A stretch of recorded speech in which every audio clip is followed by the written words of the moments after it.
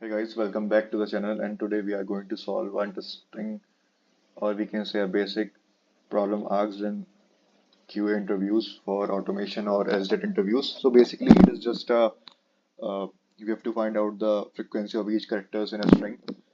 Sometimes we use HashMap in this, but sometimes a recruiter asks not to use HashMap. So in that case, we have to do this approach. So let's get started.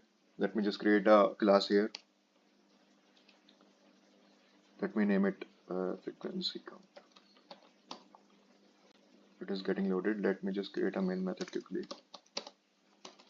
Okay, here we will provide our string where on which we have to test. After this, we will create a list of character.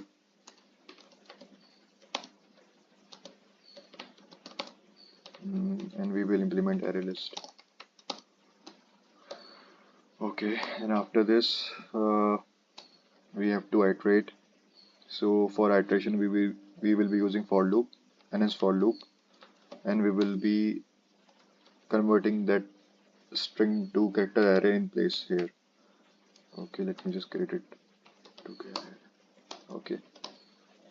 After this, we have to create a variable of char class, char object, char data type, sorry, and we have to name it as current character. You can name it as whatever you like. I will name it as current character, and we after this we have to initialize this to ch. So what this means is that we are pointing out to the first character, that is E for now. Okay. After this we have to create a if logic, and in that we have to write list.contains method, in which we will ask if our list contains a specific that current character. So if it does not contain the character, we will go inside this if. We will create a variable known as count of int data type, and and now what we have to do, we have checked that E is not present in our list. So what we can do, we can iterate through the entire list again, and we can count the number of E's in our current string. So let me just create a for loop quickly once again. Let me create an in place character array here on the str2 char array.